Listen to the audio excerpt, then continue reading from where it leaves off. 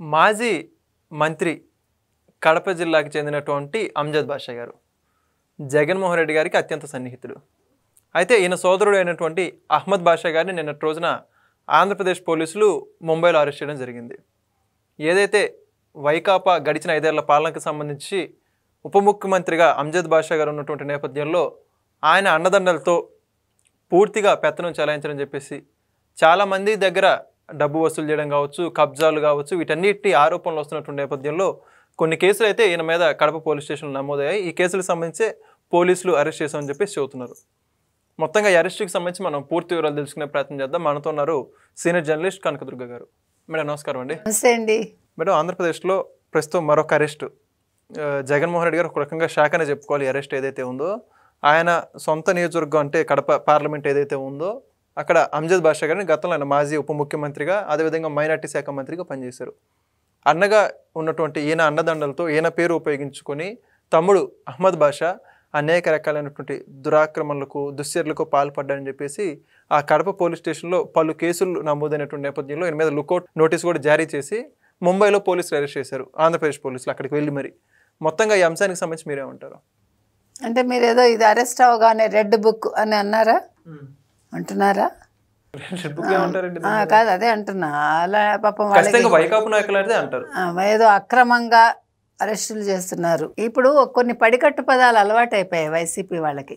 అక్రమంగా, కక్షపూరితంగా, red book రాజ్యాంగం, లేకపోతే రెడ్ బుక్ అరెస్టులు, ఈ పదాలు మీరు అంటే ఇవే వింటారు. మళ్ళీ మేమే వస్తాం. కళ్ళు మూసుకుంటే 4 ఏళ్ళు, కళ్ళు మూసుకుంటే 4 ఏళ్ళు, 4 ఏళ్ళ తర్వాత మీరు ఎక్కడ ఉంటారో అది చెప్పట్లే వాళ్ళు. సో సమయం సందర్భం ఏదైనా కానీ మీరు చెప్పేటువంటి ఈ పదాలు మాత్రం కామన్ అంటారా వైసీపీ నాయకులు? ఎస్, మీరు అది నిద్దట్లో అడిగినా ఈ 4 చూడండి, నాకు మర్చిపోయాను, గుర్తులేదు, 3 పదాలు నేర్పించారు. అట్లా ఈ పదాలు కూడా బట్టి పట్టారు. స్టేషన్ లోపల, స్టేషన్ బయట ఇవి. సో ప్రజల్లో ఇవి, ప్రజలు లేనప్పుడు అవి పోలీసుల దగ్గర. కాబట్టి వీళ్ళని ఈ రకంగా శిక్షణ ఇవ్వడం జరిగింది.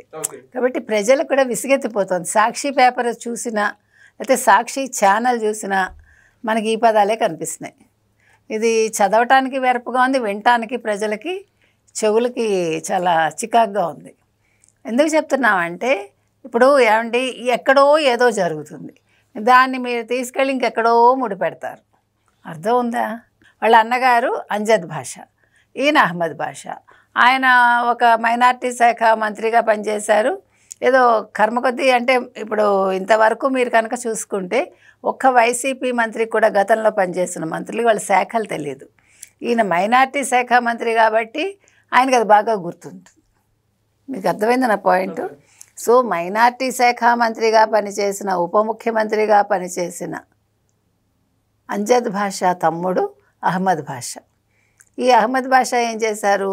అన్నగారు అడుగుజాడల్లో నడిచి ఆయన పదవిని అడ్డు పెట్టుకుని ఆయన కొన్ని రకాలుగా వేధింపులకు గురి చేస్తే ప్రజల్ని, ఈయన భూ ఆక్రమణలు, తర్వాత నోరు పడేసుకోవడాలు ఆడవాళ్ళ మీద, నానా రకాల బీభత్సాలు చేశారు. ఇవాళ అందుకే కదా కడప రెడ్డమ్మ ఇందాక టపాసులు పేల్చింది. ఆవిడ ఊరికే పేల్చిందా? అంటే ఆయన ద్వారా నష్టపోయిన బాధితులు అని చెప్పేసి అందరూ కలిపి, అంటే రెడ్డమ్మ గారితోటి అందరూ కలిపి చేశారు. అంటే రెడ్డమ్మ గారు ఏదో ఇండివిజువల్గా చేశారని కాదు మనం చెప్పేది. అంటే ఇప్పుడు మనం ఎప్పుడు కాలుస్తాం, మనం టపాసులు ఎప్పుడు కాలుస్తాం? నరక చతుర్దశి, నరకుడిని వధించినప్పుడు కదా. సో ఇక్కడ ఈ నరకుడికి లుకౌట్ నోటీస్ ద్వారా అరెస్ట్ చేశారు కాబట్టి ఇక్కడ వాళ్ళు టపాసులు కాల్చారు. అంటే ఎంత బాధించుంటాడు ఆయన. ఏమండి, మామూలుగా టపాసులు ఊరికే కాల్చంగా మనం. మీరు చెప్పినట్టు ఒక దీపావళికి కాలుస్తాం సాధారణంగా, నాగుల చవితికి కాలుస్తాం, పౌర్ణమికి కాలుస్తాం, అట్లా కొన్ని సందర్భాలు. ఇప్పుడు పెళ్ళిళ్ళలో కాలుస్తారు, పండక్కి పబ్బానికి. కానీ ఒక వ్యక్తి అరాచకాన్ని నుంచి విముక్తి లభించింది, ఒక వ్యక్తిని అరెస్ట్ చేశారు, శిక్ష పడుతుంది అన్న సందర్భంలో టపాసులు కాల్చారంటే ఇది ఒక నరక చతుర్దశిలాగా మీరు గుర్తుంచుకోవాలి. అంటే దీని మీద వెంటనే పాపం మన ఇంకా జగన్మోహన్ రెడ్డి గారు స్పందించారో లేదో ఇంకా తెలియలేదు మనకి. పూర్తిగా వైసీపీ వాళ్ళైతే స్పందిస్తున్నారు. సరే, యాజ్ యూజువల్ ఇందాక నేను చెప్పిన పడికట్టు పదాలు, అక్రమ అరెస్టులు, అన్యాయంగా అరెస్ట్ చేశారు, ఆయన మీద లుకౌట్ నోటీస్ ఉందిరా బాబు. అతను ఇంతకాలం దుబాయ్ పారిపోయి అక్కడ దాక్కున్నాడు, పండగని వచ్చాడు ముంబైకి. ముంబైలో వచ్చి పండగ చేసుకున్నాకే అరెస్ట్ చేశారు, మీకు అది కూడా చెప్తున్నాం. లేదా ఆయన పండగ చేసుకొని ఇవ్వకుండా మమ్మల్ని ఇబ్బంది పెట్టేశారు ముస్లిం సోదరులు అనడానికి లేదు ఇక్కడ. మీరు పండగ చేసుకున్నాకే మీకు అవకాశం కూడా ఇచ్చి మీరు హ్యాపీగా అంతా అయ్యాకే మీరు వెళ్తూ ఉంటేనే మిమ్మల్ని పట్టుకున్నారు. అంటే ఇప్పుడు కూటమి ప్రభుత్వం అధికారంలోకి వచ్చిన దగ్గర నుంచి ఆయన కనపడట్లేదని చెప్పి చాలా మంది చెప్పుకున్నారు. ఎక్కడికి వెళ్ళారంటారు ఆయన? దుబాయ్. ఓకే. ఇప్పుడు ఏంటి, కొడాలి నాని కూడా అమెరికా వెళ్ళాడా, ఎక్కడికో పారిపోయాడు అంటున్నారు. ఎంతవరకు నిజమో తెలియదు. మనం ముందే చెప్పాం ఏమంటే ఈయన బాంబే వెళ్తున్నాడు, బాంబే నుంచి పారిపోతాడా అని. ఒకవేళ ఫారెన్ వెళ్ళిపోతే మాత్రం వెనక్కి రాడు, గుర్తుపెట్టుకోండి. వెళ్ళకపోతే ఏపీ పోలీసులు ఎలాగా ఉన్నారనుకోండి. సో ఇంతకీ మనం చెప్పొచ్చేది ఏంటంటే, ఇప్పుడు మీరు అహ్మద్ బాషాని అరెస్ట్ చేస్తే సరిపోదు, అసలు అంజాద్ బాషాని కూడా అరెస్ట్ చేయాలి. అది ప్రజలు అడుగుతున్నారు. సరే మీరు ఒక నరకాసురుని పట్టుకున్నారు, కానీ అసలు నరకాసురుడిని వదిలేయకండి అంటున్నారు. అంటే ఎంతలాగా వీళ్ళు విచ్చలవిడిగా ఎంత అధికారాన్ని అడ్డు పెట్టుకుని వెర్రవీగిపోయారంటే అసలు చెప్పలేని నరాచకాలు చేశారు. లేకపోతే ఎందుకండి కాలుస్తారు ఎవరైనా టపాసులు.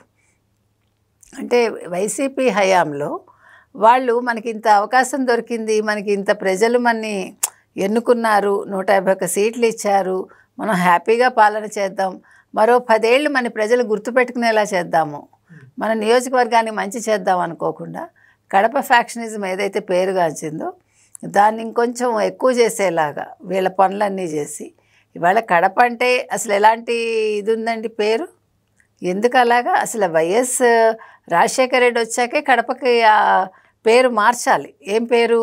ఇది ఫ్యాక్షనిజానికి పుట్టినిల్లు అనే పేరు మార్చి మంచితనానికి మారు పేరు అనేలాగా రావాల్సింది. కానీ జగన్మోహన్ రెడ్డి వచ్చాక అన్ఫార్చునేట్లీ అవినాష్ రెడ్డి లాంటి వాళ్ళు, భాస్కర్ రెడ్డి, మొత్తం ఈ కూటమి ఏదైతే ఉందో ఒక వివేకానంద రెడ్డిని హత్య చేసి, అంటే ఫ్యాక్షనిజం ఇంకా ఇలాగా కొనసాగుతూనే ఉంటుంది, ఫ్యాక్షనిజం పరిఢవిల్లుతుందని వీళ్ళు చెప్తూ వచ్చి, అంటే అన్ని నిదర్శనాలు చూపిస్తూ ఎక్కడికక్కడ ఒక సిబిఐని అడ్డుకొని సిబిఐని బెదిరించే స్థాయికి ఒక ఎంపీ వెళ్ళగలిగాడంటే మీరు అర్థం చేసుకోండి ఆ నియోజకవర్గ గొప్పతనం ఏంటో. కాబట్టి ఇవాళ అహ్మద్ బాషాతో ఇది ఆగిపోకూడదండి. అంజాద్ బాషా కూడా అరెస్ట్ అవ్వాలి. అరెస్ట్ అయ్యాక ఈ అరెస్టుల పర్వం అనేది ఇక్కడితో ఆగదు. మీరు అన్నట్టుగా ఇంకా అక్కడ కొడాలి నాని అరెస్ట్ అవ్వాలి, రోజా అరెస్ట్ అవ్వాలి, ఇంకా చాలామంది ఉన్నారు కదా లిస్టులో, పేరుని నాని, అంబటి రాంబాబు, ఇలా ఎవరికి వాళ్ళు ఉన్నారు కదా. సో ఇక్కడ ఎవరిని వదలడానికి వీల్లేదండి. ప్రతి ఒక్కళ్ళకి వాళ్ళు ఏంటో చూపించాలి. అంటే వాళ్ళు చేసిన చెడుకి వాళ్ళకొక శిక్ష అయితే పడి తీరాలి. కాబట్టి ఇవాళ అహ్మద్ బాషాని అరెస్ట్ చేయగానే వైసీపీ వాళ్ళు గగ్గోలు పెట్టేసి ప్రెస్ మీట్లు పెట్టేసి బ్యానర్ ఐటమ్స్ ఇచ్చేసుకుని 24 గంటలు వాళ్ళ సాక్షి ఛానల్లో న్యూస్ ఇచ్చేసుకుని మీరు the other side of coin కూడా ఇవ్వగలిగితే మీరు ఇంకా కొద్దో గొప్ప ఏమన్నా ప్రజల్లో సానుభూతి దొరుకుతుంది. మీరు వన్ సైడెడ్గా ఇలాగే వార్తలు ఇచ్చుకుంటూ వెళ్తే కొన్ని రోజులు వ్యూవర్షిప్ కూడా తగ్గిపోతుంది. Thank you.